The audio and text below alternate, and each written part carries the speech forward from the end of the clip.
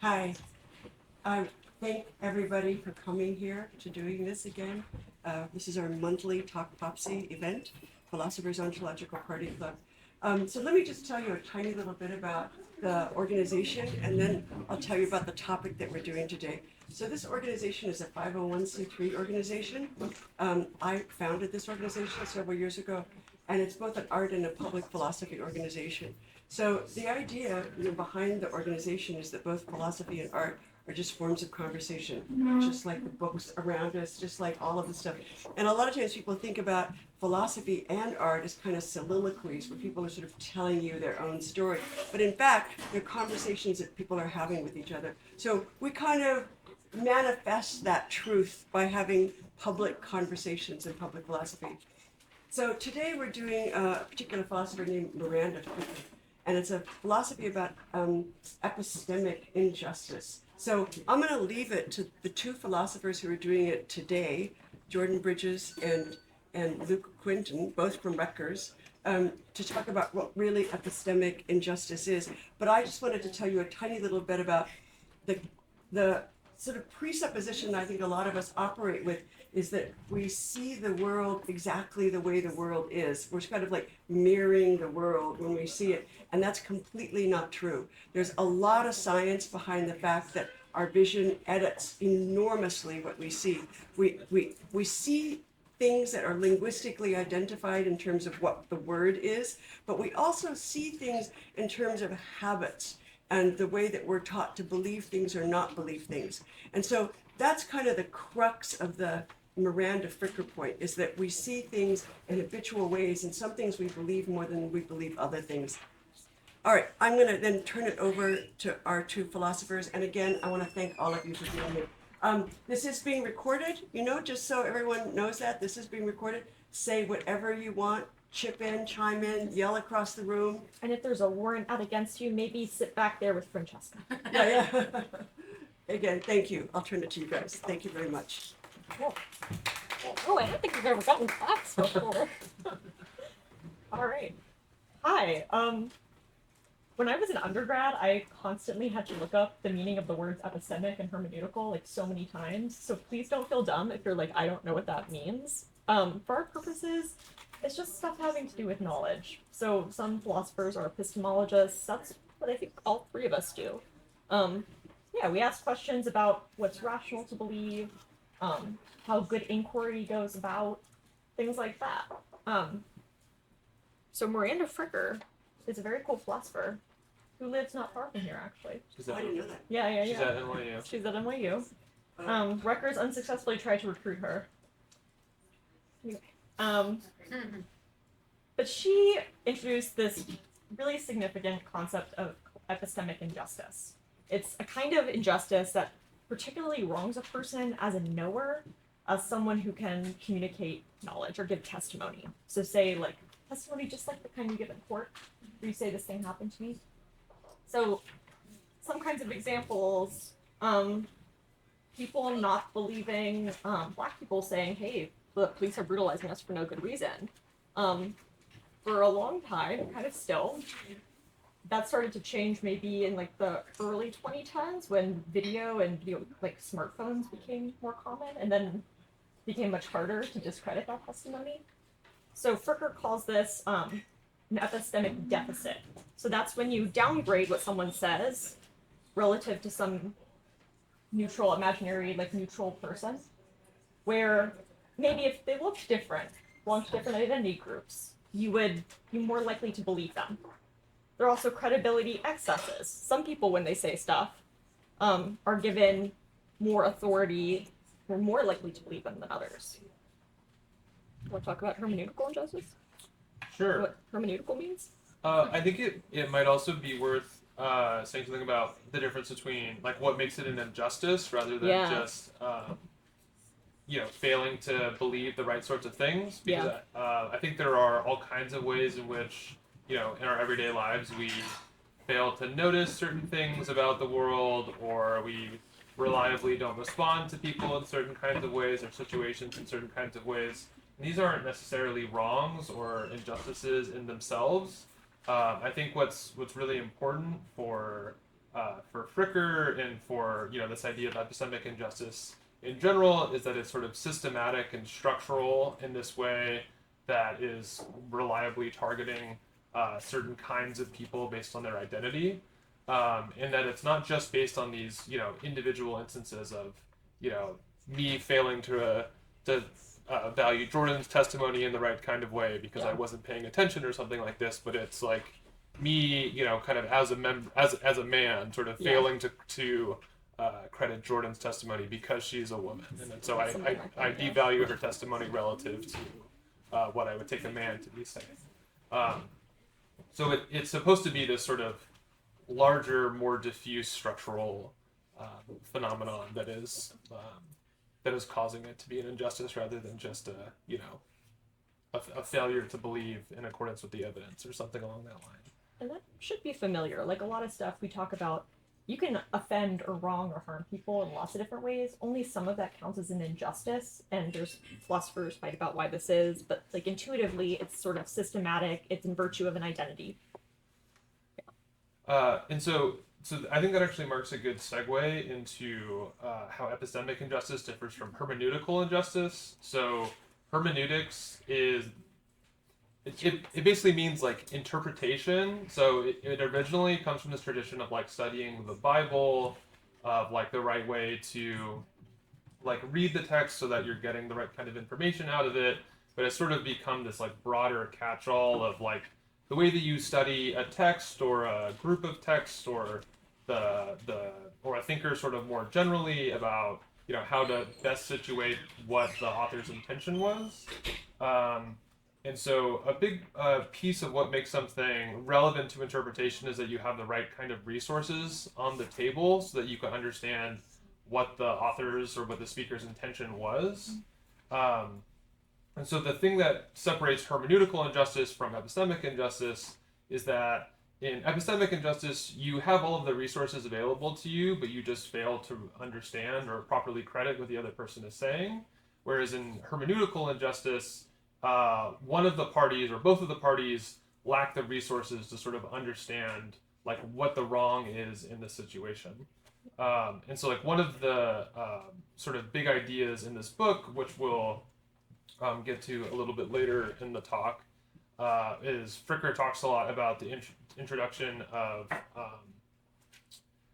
Is it sexual harassment? Yeah, so the classic example is sexual harassment as a concept or term came with like second wave feminism. I think that was when it entered into like the broader conversation. And before then, people struggled to talk about what was happening to them. They'd say things like, there's this really unpleasant flirting that's going on, but I can't, like, it doesn't make sense to me because the effect it's having on me feels like it's not just flirting. Like it's really devastating. It's presenting a lot of obstacles to my career advancement. But you might just like not even conceive of it as something that's systematic, that's happening in virtue of an identity, and that it causes like a legal obstacle to you fully participating in society. It was just like you just didn't even have the word to describe it. And so the introduction of this term sort of adds this new resource for women or people more generally to understand what is going on within their own experience, but also as a way for men to understand how what they were doing would impact women, because it's also a resource that men lack. And so you wouldn't, so prior to the introduction, or, so the thought goes, prior to the introduction of sexual harassment, there might be this sort of subconscious sort of awareness of discomfort, or feeling like you weren't being taken seriously, but not really having the right kind of word to apply to that situation. And so in those kinds of cases, there's not strictly an epistemic injustice happening. But once this term has been introduced and it's been, sort of more widely spread, throughout the social environment, if people have an understanding of what this phenomenon is, then it becomes a particular kind of injustice. How do people feel about all of this? Is any of this like resonating? Can you think of examples? Just where are people at? You've just thrown a bunch of stuff at you. How's the digestion of that going?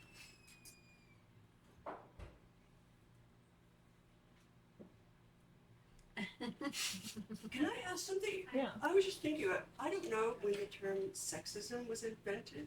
or identified, and I don't know when the term racism was identified. Because, you know, what you're talking about is that people would have these sort of like amorphous, vague reactions that were negative, but until you have a word, right, and then you can encapsulate that set of behaviors, it's really hard to kind of legitimize your own reaction to something, right?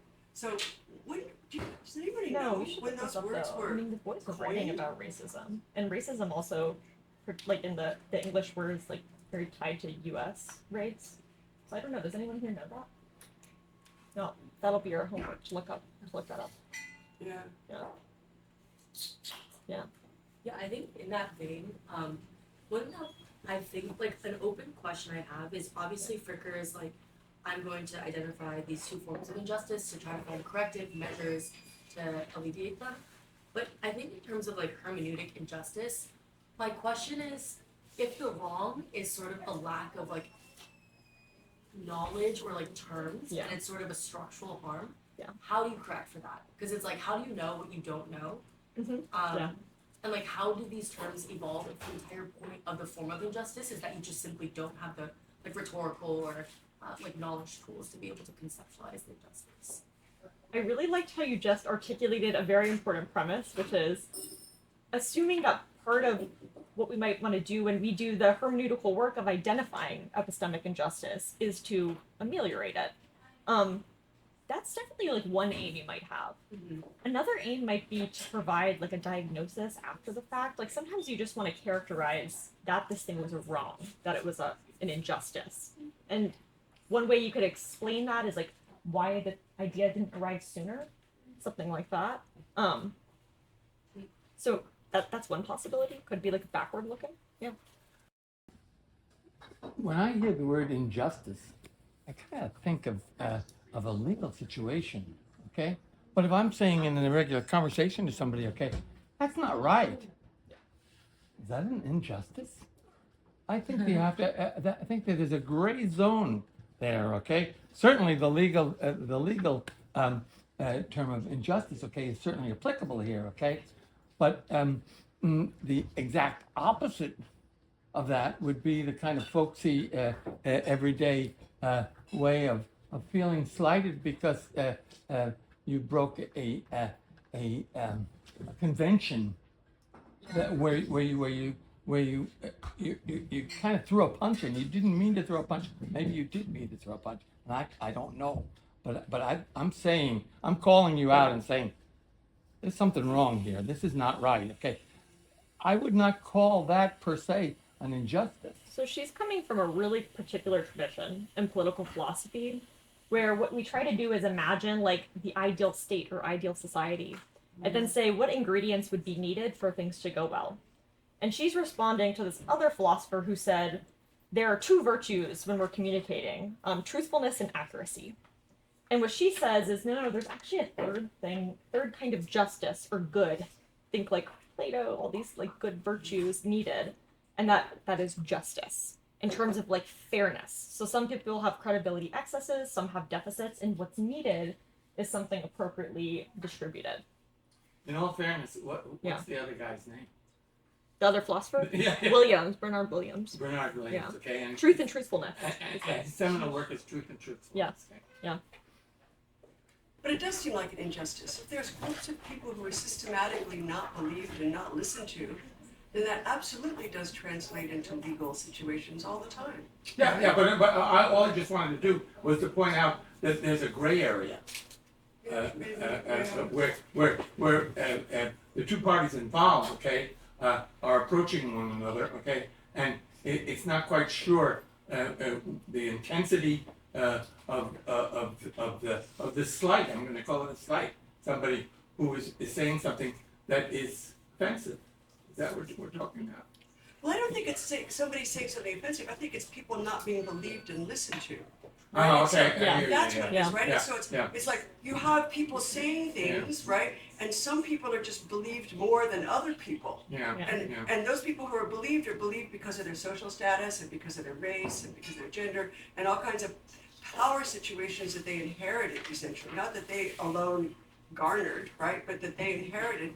And so the injustice is, well, wait a minute, you don't actually deserve to be believed more than somebody else. I think that's the injustice, is it's so systemic. So one, I think, great recent, so I was learning this concept when I was a little baby undergrad, right as Me Too was happening, and the slogan "Believe Women" came out, and the op-ed that I wish I would have seen, and I think someone should write, maybe the time has passed, is maybe one way to interpret that slogan isn't like women are magical truth tellers and just should automatically be believed. It's more like what you shouldn't do is downgrade someone's testimony for no good reason. Given what we know about base rates, and given how we react to people claiming they were the victims of other crimes or other injustices, it seems like we are disproportionately disbelieving these people because of certain narratives. And really what we should do is just make it a little more fair. It's kind of the epistemic consequences of prejudice. Yeah. Right? Like, Yeah. you come into this system and you have prejudice, right? And that prejudice just simply makes you not believe certain people. Yeah. And it's very hard to be aware, right? I feel like, another, as part of Me Too, and also sort of related to this rise of, the spread of the term sexual harassment, is this sort of, you become aware of something that amounts to something like victim blaming, where, in all of these sort of isolated cases, it's well, I thought that I was intending to do this thing, I thought that I was intending to be complimentary, or I thought that I was paying attention to you in the right way, and the other person has a different sort of way of viewing the situation. And I think it's sort of easy, or at least natural, to think that the friction is a result of just differences in viewpoint. And I think that part of what makes this a matter of justice, or sort of this larger structural concern, is not a matter of taking the sum of all of these different viewpoints and trying to weigh them, but sort of trying to explain why this friction occurs in a way that doesn't sort of need to be explained by any particular situation. So it's like already going to sort of abstract away from individuals having differences of opinion, and more of looking at it as like, well, what is giving rise to the conditions for them to have this difference in opinion in the first place. Sometimes I think another aspect of it that makes it an injustice is there's an asymmetry in who understands who. So there's kind of like, this relates to Du Bois's double consciousness, where some people like are more familiar with like a white way of viewing the world, or like what is commonly known is sort of like unequally distributed. Like women, maybe women know these things about the workplace, and men just have like no grasp of like what it's like to be a woman in the workplace. There's that kind of asymmetry. Yeah, okay, so what do you all think about that? Has anyone encountered this idea before, either in these terms or in other ones? Yeah. Well, the idea or the experience of not being. Possibly both. Yes. Yeah. I believe you. Thank you. The thing that, one, I think probably most of us here in one way or another have lived the experience of it somewhere or another. But the thing that comes up for me when we're talking about this is ego and how that plays into it. Arrogance and ignorance, yeah. Yeah, 100%, because, Yeah.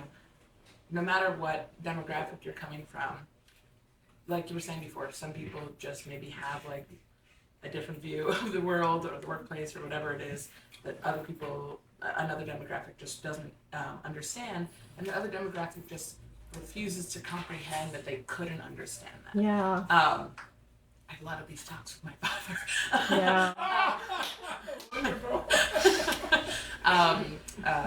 Where it's just Yeah. like, hey, I'm an empathetic person. Hey, I have seen a lot in the world. Hey, how could I like not grasp that? How could I possibly like be like setting you aside in any way when I'm such like I'm a good person. I care about people. I care about what they think. I listen to like different viewpoints. So I couldn't possibly be missing something or not understanding something. I couldn't possibly be a part of this injustice. Ego plays such a huge role in that. This also relates to the problem of unknown unknowns that was brought up earlier by this person. I don't know your name, but it's hard, and that's Helen. part of Helen or Helena. Helen. Helen. It's also related to another concept like white ignorance. Charles Mills, excellent philosopher, explores this. What's the title again? Charles Mills. Title. Sorry. The Oh, the title. Is It it might just be white? white ignorance. I don't know what it's in. Yeah. White ignorance. Okay. Yeah. That's what I thought I heard. Yeah. Because it also relates to like what you're inclined to explore. So if you don't know that you don't know something, maybe one thing we should all be doing more of is having a policy of just exploring. That's how you solve that. This is also a problem in computer science and comp sci, if anyone's familiar with this. Yeah.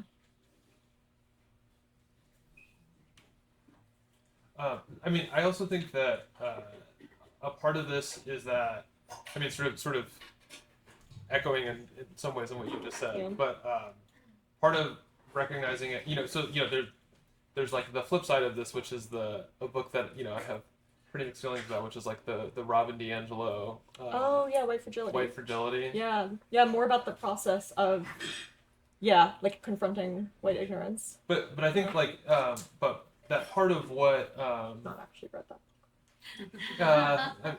there's anyway, I don't want to. I like heard the discourse though. Yeah, there was a lot of discourse. I've not read it though. But I think in some ways the flip side of it is that it's not about any individual person having to take responsibility for this thing, although that is certainly part of it. But I think it's more of what makes this a matter of justice in this sort of structural distributed sense is that it's recognizing that you're like part of this larger system, and it's not just.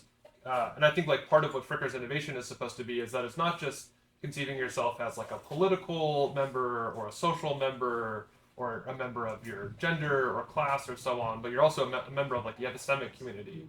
So you're responsible for how information gets distributed to other people, how you pay attention to other people, who you pay attention to and why. And so all of these sorts of like in some ways the kind of epistemic agent that you are sort of undergirds the kind of agent you are across all of these other systems, because the kind of political actor that you have is going to be sensitive to the kind of information and the kind of beliefs that you subscribe to. But I also think that I think part of the reason that this work was so important, not that she's the first person to have written on the relevance of epistemology and political philosophy, Yeah. but I think part of what's so important about this book is like continuing to grapple with as we think about these larger issues with like misinformation and these sort of larger ideological apparatuses that keep us from sort of understanding what's going on in our society and our political system. That a lot of this has to do with like who we listen to and why, and like how conscious or unconscious we are of what the dynamic is. It's also often unconscious. Yeah. Can you guys give the example that she gives from the Atticus? Oh yeah. that To nice Kill a quote. Mockingbird. Yeah. Gosh. I mean, I have a quote. Yeah. Oh yeah, good. So I have a quote on the handout, which starts at the bottom of the first page and goes to the second page. So a big part of the discussion of epistemic injustice in the early part of the book is discussing Atticus Finch and the trial of, is it Tom Robinson? Yeah. And To Kill a Mockingbird. And so this is a part of the part of Fricker's analysis of this. So this is starting at the bottom of the first page. Should I just read the? Yes. Okay. So in the context of a racist ideology structured around dogmas of white superiority, the fundamental ethical sentiment of plain human sympathy becomes disfigured in the eyes of whites so that it appears as little more than an indicator of self-perceived advantage on the part of the black subject.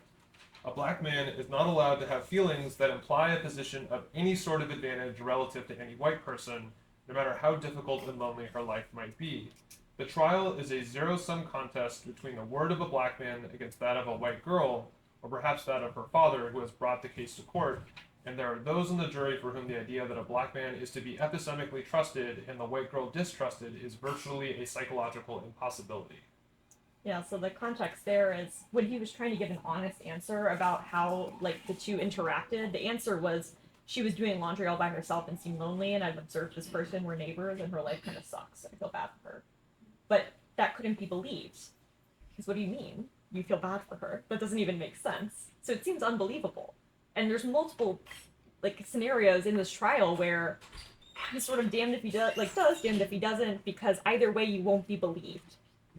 It's kind of set up to deliver one verdict no matter what. They say, why do you run away? And he says, well, because if I stayed, then I would have assaulted her. And if I basically if I gave into it, it would have been seen as assault. If I didn't, it would have also been seen as assault if I pushed her away.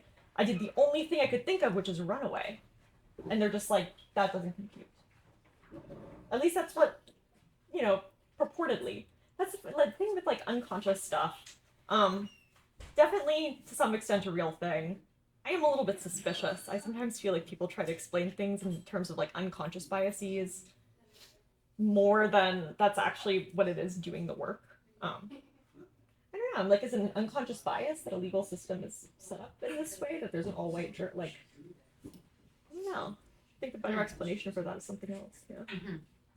I think that example, it feels like he was in like a perpetual credibility deficit, as in like the three options that was outlined, like push her away, Yeah. give in, or run.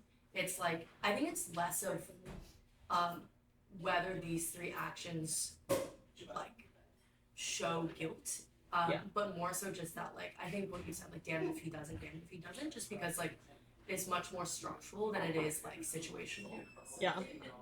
Yeah. Which I thought was quite interesting. Yeah. Like an interesting way to frame the situation. Yeah, he's just like, I couldn't have done any, but there's this sort of lack of taking a perspective. It's just like, no, there's this narrative, and it fits into this narrative. You ran away because you're guilty. Well, Yeah. and I think it's even that, when we think about something like perspective taking, that I think that we think about it as there's, I know what Jordan thinks. I've talked to her enough. I can step into her perspective and I can see, how she thinks. And I think a big part of what Fricker is trying to push here is that in a lot of ways this is a bit of an illusion of, even if I know a lot of, facts about Jordan, or she shared things with me about what she thinks, it's not like I can step into her perspective and not bring along whatever I'm also thinking about from my own perspective as part of inhabiting her perspective. And you might just never know. It's the unknown problem again. You don't know what you don't know. What are you missing, And it affects everybody, because this isn't just part of why she's taking this more like public health kind of perspective, where she's interested in the ecosystem and the structures, is because one of the things she's trying to illuminate, besides just the injustice, is the sort of societal impact of this. Like, what happens when we're not getting good information systematically because there are all these people who are in a position to make observations, but no one's listening to them. Like, you ever heard when something happens, someone comes out as being like not great, and they're like, oh, well, why didn't anyone say anything? And like, what do you mean? I did. You didn't listen. Yeah.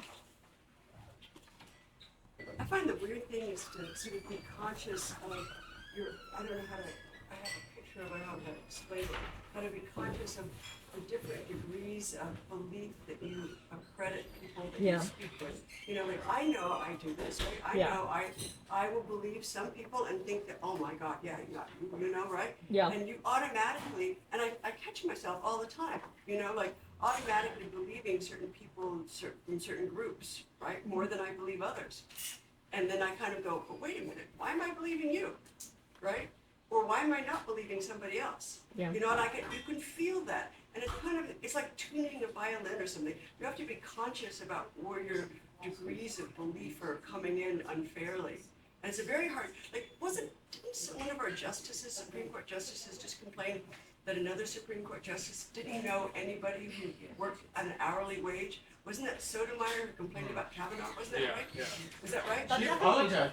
Sounds like She had to. Yeah. She had to. But the point was that Yeah. he was not going to be able to understand that point of view because he That didn't. should be Sotomayor. She wrote something very controversial before she was appointed about epistemic injustice. Oh, really? Yes, particularly, she was like, as a Latina, like, she really, there's this idea also about, oh crap, my brain is blanking. Related to epistemic injustice, You can't rely on standpoint epistemology. Say again? Standpoint epistemology. So that's an idea that by occupying certain social positions, you might be in a greater position to know things than someone in a different position. And on the way I just described it, it's like, yeah, like a kindergartner probably knows better than a preschooler what it's like to be in kindergarten in virtue of the position that they occupy.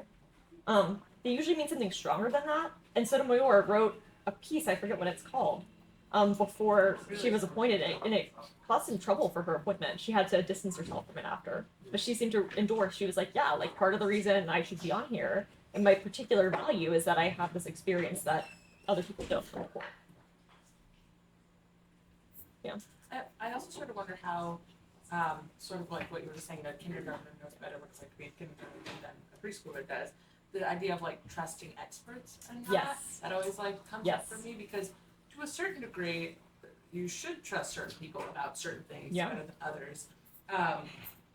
I think that's a part of this, obviously, and it's the idea that we don't trust those people because of like arbitrary things.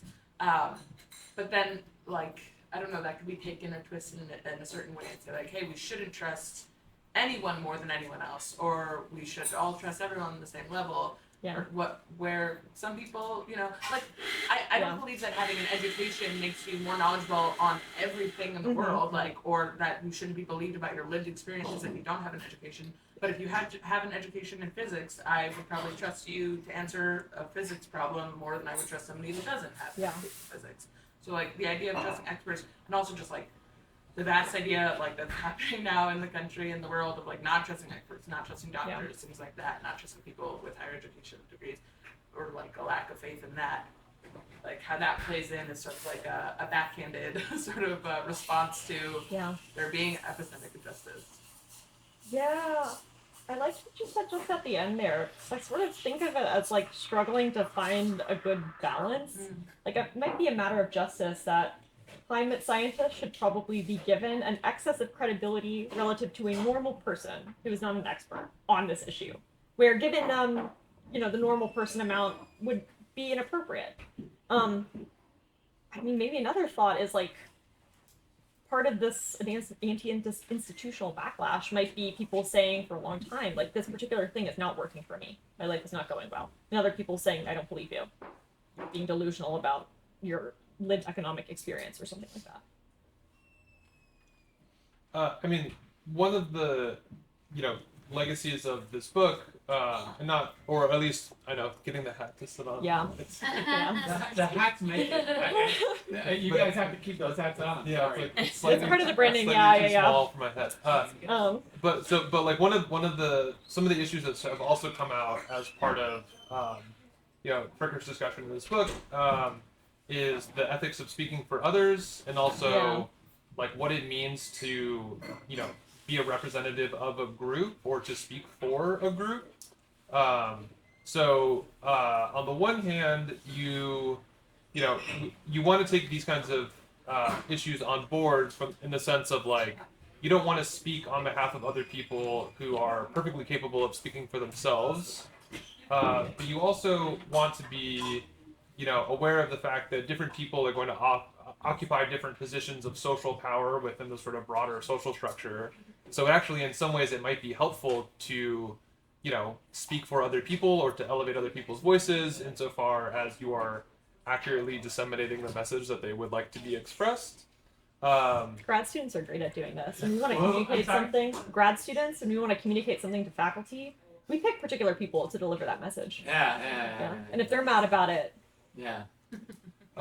But there's also a flip side to this in the sense of there's a really strong version of standpoint epistemology, which is just anybody that occupies this standpoint or occupies this position in the social structure is going to would arrive and does arrive at the same conclusion based on the same information, which is something that we just know isn't true. And you also don't want to sort of assume a sort of overly essentialized subject position of somebody just because of the identity that they have or the standpoint that they occupy, because there are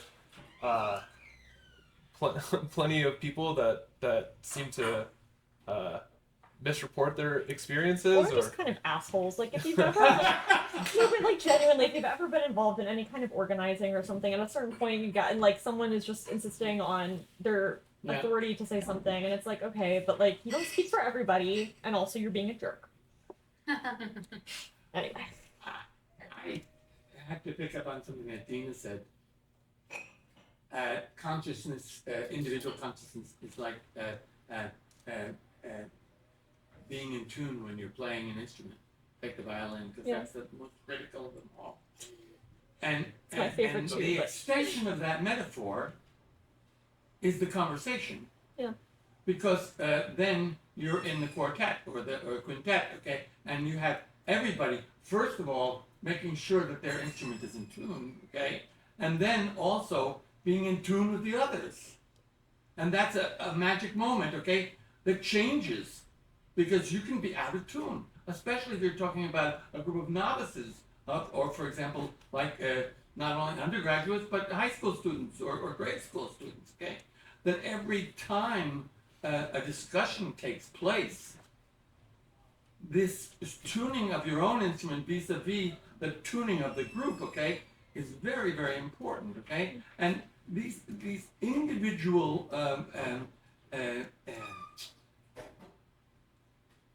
encounters are indicative of how difficult in our modern age it is to do anything but continually harp on the fact that there are anomalies in every communication situation, and that to delineate them, okay, is almost so exhausting that people throw up their hands and give up, okay? But that's not the case, because the way the system, in terms of systematic analysis, okay, works, okay, if you have a well-honed, well-tuned orchestration of any piece of music, okay, you have a work of art that's appreciated by most everybody who's Yeah, but everybody has to start with that moment of kind of going, I really don't know what your situation is about. And I think that that's what a lot of people just don't do, right? And a lot of people don't do that, tune their instruments. Yeah, I think that's what you were saying, you have to explore, right? But you don't have the motive to explore unless you first admit that you don't know, right? So there's kind of like that admission of ignorance, which is But always so like, hard, don't you think? I like the metaphor of attunement though. I think something that she comes back to is that there isn't like an exact science. Like we're talking about deficits relative to something, and you might think like, oh, it sounds like we need to like it's kind of hard to spell out what some of that means. But one thing is like it might be a skill like any other. It might be the kind of thing that maybe there's not a precise algorithm for. Maybe you could like a neural network or something to model exactly how to distribute this kind of thing. But it's something like attunement. That is how like a skilled, successful conversation could go. Sorry, I might be quite terrible at metaphors, but by attunement, do you mean like a shared bunch of presuppositions of people? Like No, I mean by an individual who's contributing to whatever the discussion is, okay? That person has in effect done his homework, okay? Has practiced his scales, okay? Is able to, as a musician, contribute, okay? And that's not always going to be the case, okay? So again, to pick up on what Dina's saying, okay, those who are still exploring, okay, are, while they're performing, still doing their homework and examining their position vis-a-vis possible other positions. Okay, so the resulting positions then. So like a produced set of beliefs is what you are comparing to the. What I'm saying is, in this modern day and age, okay, that can be so changeable that it's almost a hopeless situation, because I'm from myself talking about myself. I can say that I think differently from one moment to the next moment, okay? Naturally. And I am not happy about that, okay? And I try to fine tune that, okay? And when I have those clashes, those inner clashes, I'm doing the tuning of myself before, during, and after Okay. I enter into dialogue. So you're talking about reconciling the contradictions in your beliefs. So you Yeah, exactly. Doing your homework and exploring. Okay. Sure. Yeah. Sure. Or- I want Or to see you- how's this side of the room doing. Want to make sure, yeah, you walk in here and We're well tuned over here. Oh, yes. We're We knew it We're all in along. process. We're in We're in process. the We're tuning. chord of harmony. okay. Harmony and Are there understanding. any Aquarius. like discordant notes? Anything like? Has anyone? Do people still listen to NPR? No, genuinely. I'd like try to raise. You know, at the like Fridays they have. What are you still thinking about in your head? What's living in your head rent free? Oh, I don't know that. That's it. Yeah, they say Friday. politics or otherwise. It's on their politics podcast. Before or after science? I don't know because I listen to it on like a streaming app. Yeah. Oh, okay. So, good. yeah, But yeah, what's like sticking with you all? It's an idea you're still processing. My thing is like, how would you know if somebody doesn't know something or they don't want to know something? Yeah.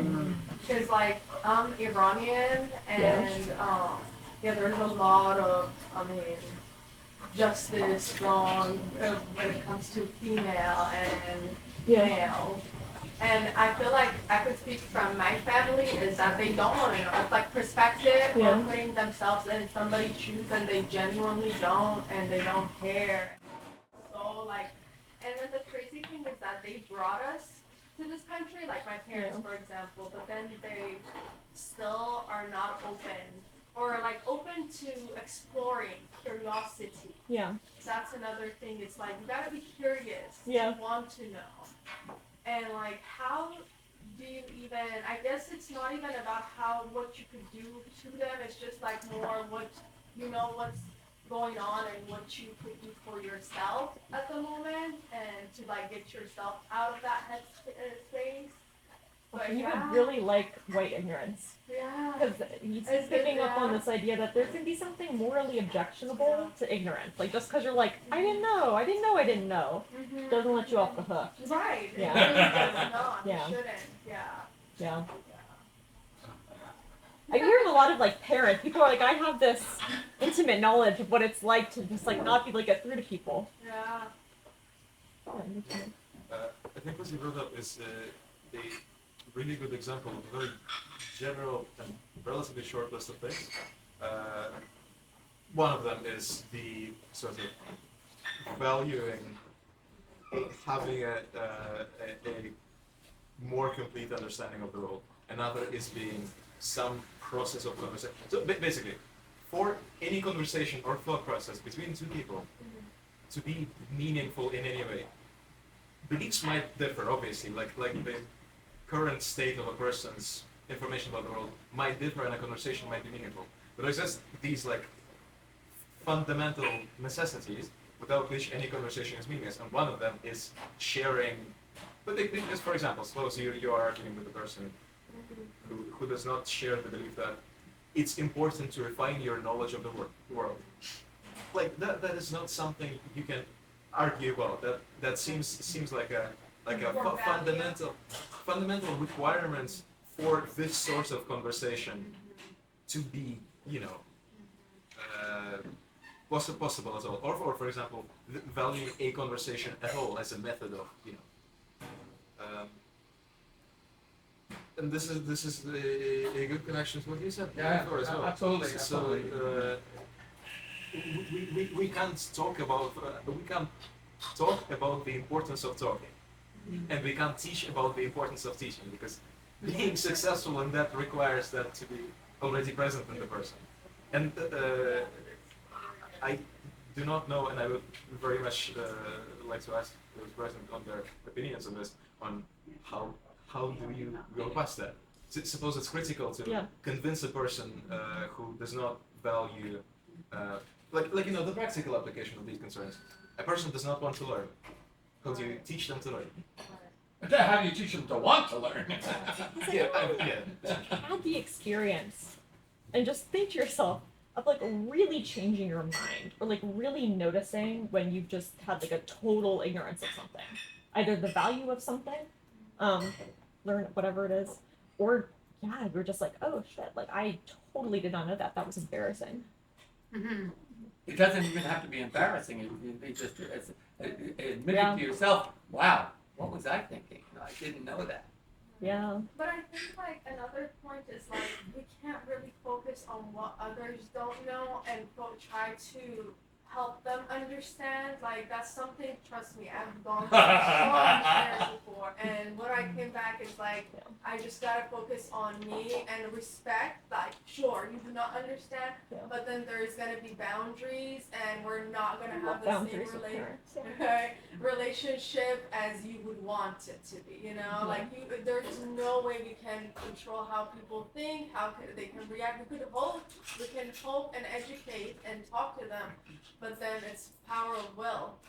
And at the same time, because trust, I've done this through my whole family, and it's been a ride for sure. But again, But is it not And practically necessary? No, go ahead. No, you're on. Well, I wonder too, like if could it be the case that like by embodying curiosity or embodying a spirit of exploration, that we maybe like by living our own examples of that, Yes. that we maybe hope to inspire people. Like I'm thinking about my own dad who does not like to travel, and that's like a core difference between me and my dad. And this is like a very mundane, I don't even know, I'm almost ashamed to bring this example into this No, it's Philosophy conversation. about travel. So Oh my definitely god! no. And like, Yeah. well, I read this one article that was very much against travel, and I was like, Against, or something like that. maybe And like, same and I thing, was yeah. like, maybe my dad is right. And I, like recently yeah.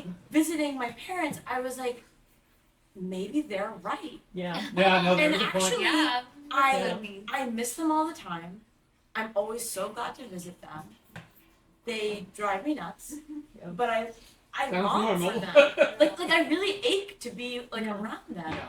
And I'm like, there is something really to be said about making your life in the place that you were born, Yep. having like deep relationships with people. And I haven't done that. Do you know what I mean? And like Yeah. I'm now at this juncture where I have made various decisions that's not my case right now. And even if I were to like radically change my life, it would be hard to like recapture that idea of like being and living in a place. And so, but also it's like to me, I'm like, how are you not curious to taste, in my dad's example, to taste Persian food or to try, Delicious.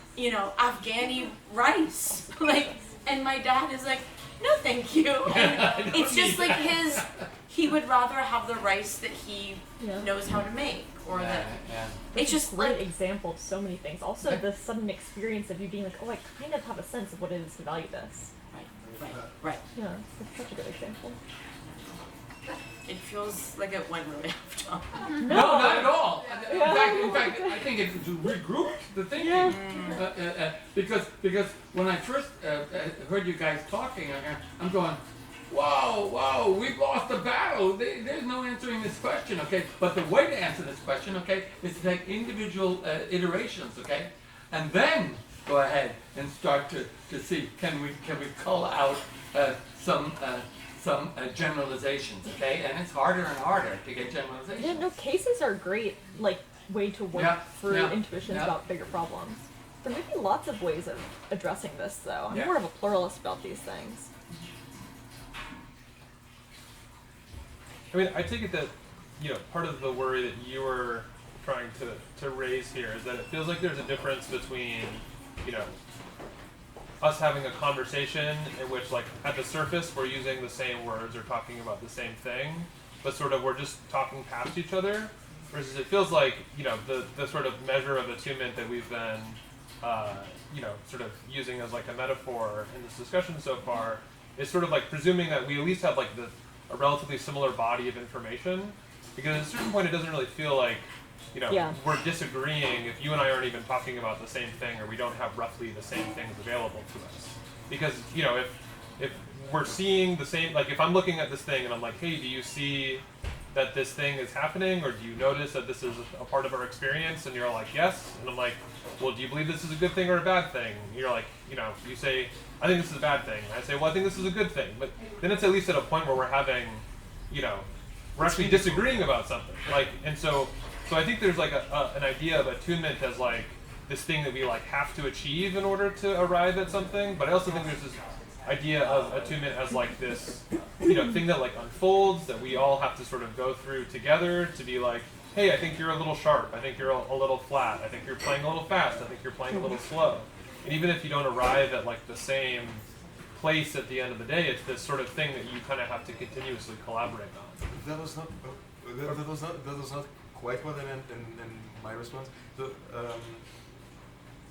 I think what you described now is, given a relatively similar body of experience and observations, we can get conclusions from that they might differ. One of us might develop a self-contradictory model, or at least the other might think it's contradictory, right? And then we can work on it, introduce more experience, do whatever. Supposedly, if we think that rational thought is deterministic in some sense, then given the same body of experience, we would come to the same conclusion. Entirely same body of experience. But I meant that beyond the experience and the results of that, there are like meta rules of the conversation, without which being shared, like literally nothing is possible. Yeah, I think that's what we're talking about too. What I said in response to you, and actually, if I may respond to your second point, that it is maybe only possible to do that for yourself.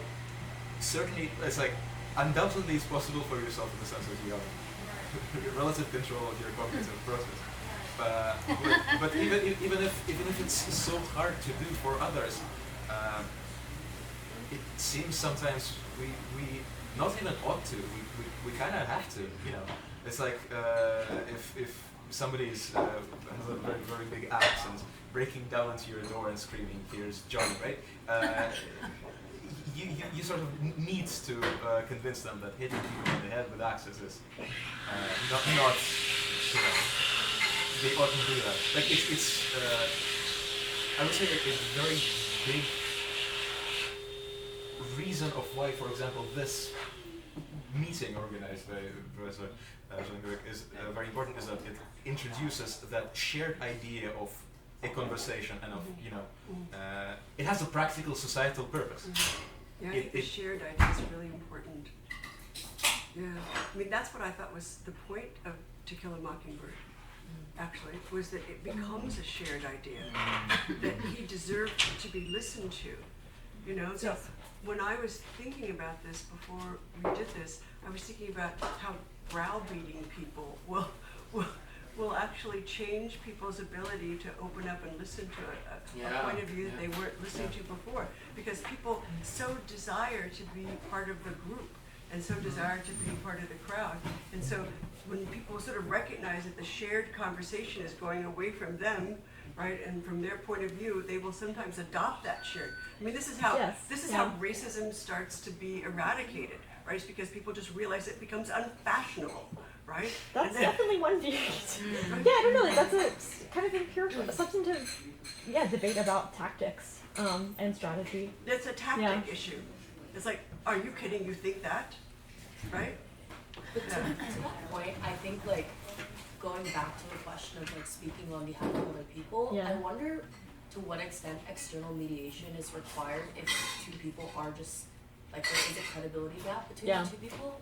I think because in many senses the issue becomes circular in the sense that if you just do not perceive the other person as credible, it's very difficult for you to get back to a shared basis where the credibility gap is. It is a circle, So I think in To Kill a Mockingbird, there's one interpretation of the story which is through the power of shared community, everyone understands Tom Robinson to be innocent. But there's another version of the story where Tom Robinson is so perpetually uncredible to the community. That's the reason why Atticus Finch has to mediate the conversation in order to close the credibility gap, because he does have perceived credibility in the community. And so it's just I guess my question is, if person A perceives person B as uncredible, is there a way to close the gap absent external forces or social forces? There's another interesting point that really bothers me that your case brings out, which is that it can sometimes be self-perpetuating, or it can gin itself up even more. People who are given credibility deficits sometimes just for like various contingent reasons, come to seem like less credible, right? Maybe he was like, well, I know I'm not going to be believed, so I'm just going to run. Seems like you're not very trustworthy, kind of shift the character. I'm going to take this off for a sec. I know. Are you joining us Or, I mean, you try to get a point across so many times and people are like, you're a crazy person, I don't believe you. And you say, well, this is making me feel insane. Yeah, like I do think I'm becoming seem even less trustworthy. That wasn't your main point, but that was something I think a lot about is like one reason this can be bad in a lot of ways is because it gets you trapped in a tricky cycle that is hard to get out of. There's also some uncredible people. Yeah. Well, it's like justice. Like some people should be given a deficit. Like Alex Jones probably should be given a credibility deficit. Oh my But god. not on the basis of, identity. But is it Just a credibility individuals. deficit? Right. Exactly. Right, I know you're a jerk. I know. I People talking at once. So the question Helen had over here was, well, is it really a deficit? Is it that appropriate to say if it's warranted? I guess it depends how you. Some people want to bake the normativity into the language. So a deficit, just by calling it a deficit, would imply that it's less than what is due to the person. And you're probably right. Like that's probably what Fricker and what we should want. Yes, in that case, maybe I should say like a downgrade relative to like a baseline. We don't know anything about this person. Given contingent on like what we know about Alex Jones, probably we should downgrade his testimony, but that's not maybe a deficit because maybe that's appropriate. That's what epistemic justice would call for. Yeah. Yeah, great. What would epistemic justice call for? In some cases, it might call for like downgrading someone's testimony if they're really like they've proven to be dishonest. Yeah. It's an issue of fairness. Yes. Right? I mean, it's like you were unfair to downgrade their testimony. It might be fair to downgrade Right? some people. But some people, it's fair. Yeah. Right? Yeah, absolutely.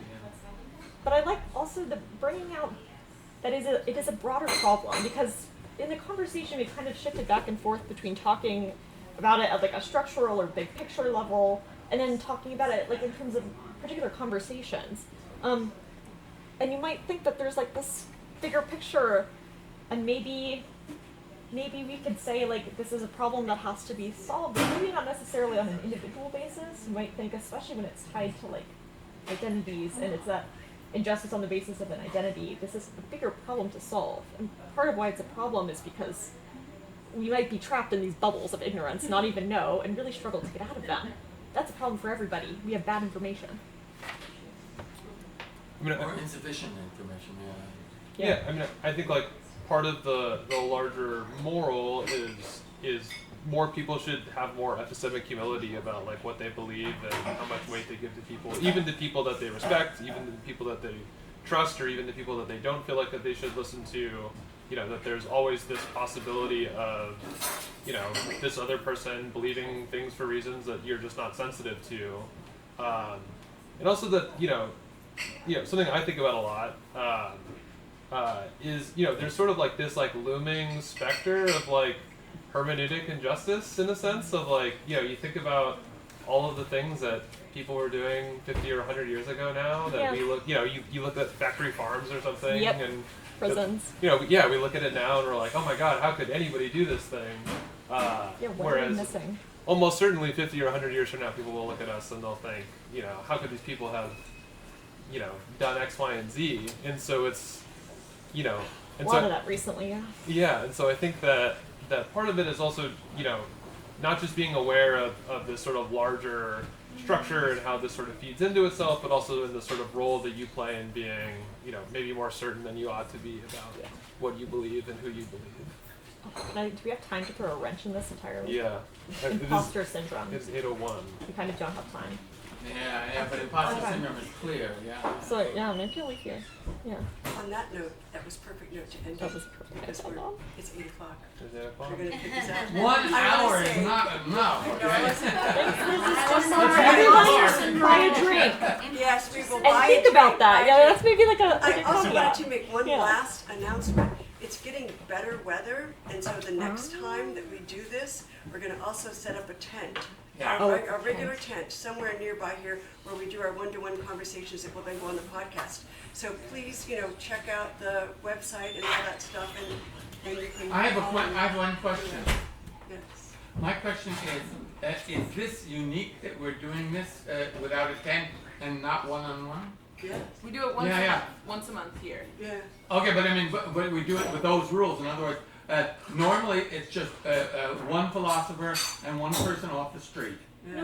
Okay, but this is the first time that this has been done. No, or- we've been doing No, this once a month. Okay, once a month, like, okay, for once the a month. last, Okay, like, yeah. 6 And to 8 months. How often do you do the one-on-one? Ah.